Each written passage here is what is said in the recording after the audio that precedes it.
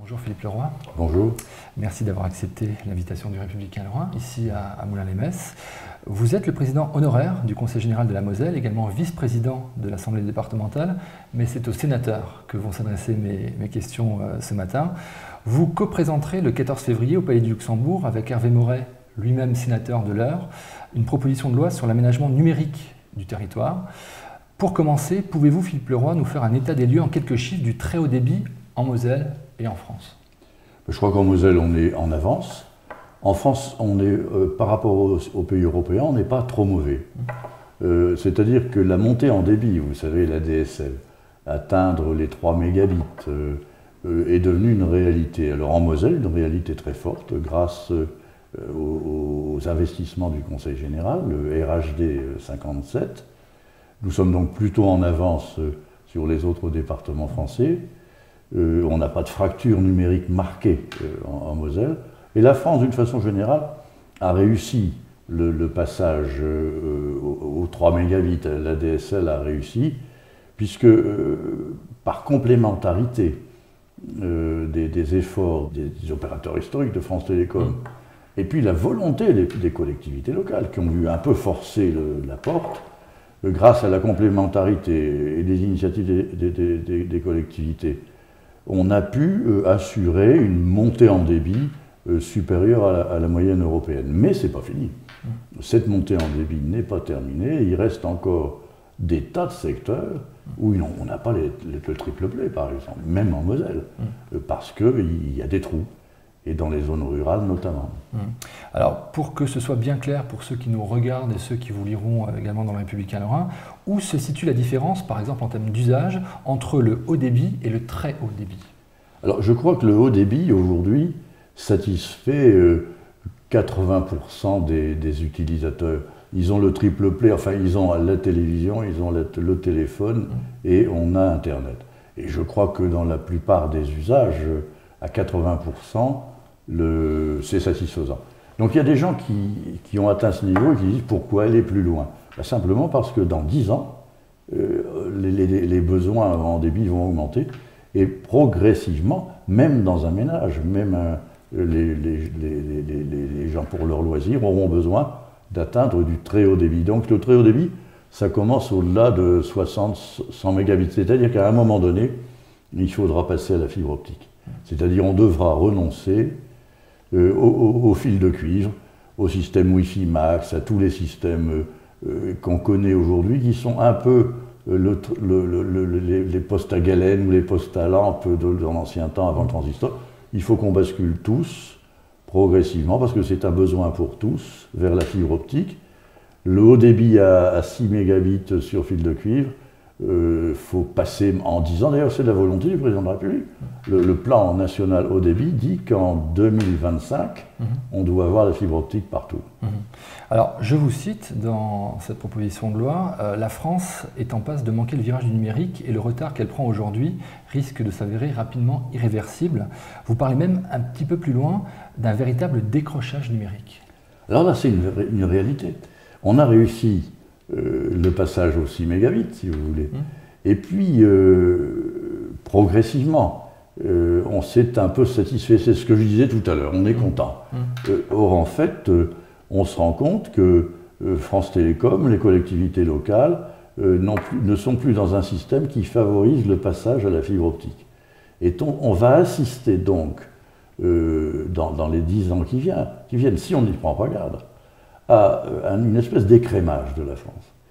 France Télécom et les grands opérateurs, SFR, etc., vont investir dans les zones denses, de population dense. Par exemple, en Moselle, on ne fera que Metz et Thionville, grosso modo. Alors eux auront peut-être de la fibre optique dans les 10 ans, et puis le reste du territoire, rien. Donc un nouveau risque. On aura des gens à fibre optique, une minorité, et puis des tas de territoires sans fibre optique. Nouvelle fracture numérique. Alors la téléphonie mobile est-elle aussi, selon vous, très loin d'offrir une couverture satisfaisante? Alors ça, c'est alors c'est une toute autre technique. Mais il est évident aussi que la façon dont on a mis en place jusqu'à aujourd'hui la téléphonie mobile n'était pas très satisfaisante. On a encore des tas de zones en France où on n'a pas la 3G. Donc là-dessus, pour la 4G, qui est une nécessité, la nouvelle génération de téléphonie mobile, est absolument indispensable pour tout le monde, pour les gens qui travaillent, et c'est du haut débit mobile. Il faut atteindre du 20 mégabits mobile, ça sera nécessaire pour le travail et pour les loisirs, évidemment. C'est la 4e génération, la 4G, qui va nécessiter la mise en place de beaucoup d'émetteurs au travers de la France. Ça pose d'ailleurs le problème des dangers des émetteurs. Beaucoup d'émetteurs. Donc, il faudra beaucoup d'émetteurs qui seront tous branchés sur des réseaux optiques. Alors, cette 4e génération semble prendre un départ plus satisfaisant, a priori, que la 3G, mais c'est une nécessité aussi de couvrir toute la France, mais toute la France et toute la France, tout le territoire français, de ce téléphone haut débit. Alors vous pointez dans votre proposition de loi les opérateurs privés qui ne déploient selon vous que les zones rentables. Alors que préconisez-vous avec le sénateur Moret pour réduire cette fracture numérique? Alors comme c'est compliqué, parce que techniquement c'est compliqué, et comme tous les territoires sont différents, c'est pas pareil à la montagne, c'est pas pareil à Metz, pas pareil à Sarrebourg, il y a les Vosges mosellanes, et bon, chaque territoire est différent. Ce qui fait que les aspirations de chaque territoire sont différentes, évidemment, puisque celui qui est très en retard cherche à rattraper, etc. Puis en France, c'est très différent. Donc nous voulons imposer et rendre obligatoire des rencontres au minimum départementales et obliger les opérateurs, les collectivités locales à s'entendre en disant voilà, je fais un schéma obligatoire, un schéma, chacun va s'engager. Les grands opérateurs, les collectivités locales. Comment va-t-on faire pour obtenir progressivement le très haut débit pour tous sur tout le territoire? Et ça sera un peu contractuel, c'est ça qui est nouveau. C'est qu'on va s'engager, puis 3 ans après, on va réviser ça périodiquement, et on va vérifier qu'on suit bien le programme. Voilà, ça c'est l'obligation, et de territoire par territoire, de façon à ce qu'on n'ait pas d'oubliés. Écoutez, ici en Moselle, Metz sera servi par deux réseaux optiques, probablement, et si on n'y fait pas attention, il y a des périphéries de Metz, qui n'auront rien. Donc on est obligé de discuter ça territoire par territoire et de rendre des comptes. Ça devient contractuel. Alors c'est là la difficulté de cette proposition de loi. Les grands opérateurs se cabrent en disant mais nous on veut bien prendre des engagements, mais il faut faire attention, ça coûte cher. Ils cherchent à se défiler et ils cherchent surtout à obtenir des espèces de monopoles sur les zones très denses en se disant ben, les collectivités locales viendront plus tard pour payer toutes seules dans les zones peu rentables. Donc ici, nous on dit simplement, on se met autour de la table tous ensemble et on cherche à péréquer, à mutualiser, à faire en sorte que les bénéfices qu'on peut faire dans les zones riches, ben on puisse en partie les fiabiliser pour desservir des zones plus pauvres. Alors ce sont des enjeux économiques très importants pour notre pays. Est-ce qu'on a déjà une idée du marché que cela va créer? Oui, sur le plan, disons d'abord les travaux, c'est important. On pense qu'entre 20 et 30 milliards d'euros sont nécessaires pour obtenir cette affaire. Et en matière économique, je pense que la part de l'économie numérique, ne serait-ce que les ventes par correspondance, ces choses-là, et puis tout ce qui est service aux personnes, enfin il y a une foule de choses, la part de l'économie numérique va augmenter de façon énorme dans notre pays, et d'ailleurs ça va devenir comme l'écologie à terme. Il y aura du numérique partout, et qu'on peut penser que dans 10 ou 15 ans, toute notre économie contiendra une part importante de numérique, même à l'hôpital. Même à l'hôpital, je suis allé faire récemment faire des examens médicaux. Quand vous sortez de tous ces examens, vous ne sortez plus avec des clichés radio, mais vous sortez en numérique. Donc on est en train de... Toute l'économie, c'est même plus une part de l'économie, toute l'économie va être concernée, irriguée par ça. Peut-on dire, on est ici à Moulins-les-Metz, peut-on dire que Moulins-les-Metz, où nous sommes aujourd'hui, est une bonne illustration, un cas concret de votre proposition de loi? Alors c'est un cas concret qui s'est fait simplement parce que le Conseil général avait ici déjà de la fibre optique en attente. Et ici, par la volonté de la commune, de la ville de Metz, pardon, de la ville de Moulins-les-Metz, la volonté de son maire et du conseil municipal, ils ont décidé de fibrer, enfin de passer tous leurs habitants à la fibre optique. Mais ici, c'est par le canal d'un ancien réseau câblé télévision. Donc c'est encore un cas particulier, mais dans la région, et dans Moselle et dans la région de Metz, nous aurons à fibrer, c'est-à-dire à mettre en fibre optique, jusqu'à la maison, jusqu'au foyer, et remplacer les vieux câbles coaxiaux de la télévision par de la fibre.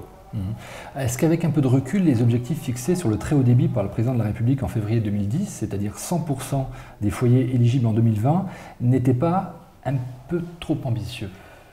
Je crois que l'inconvénient des déclarations, c'est que dire à 5 ans près, c'est difficile. Ce qui est important, c'est que le président de la République a dit on va faire la fibre optique.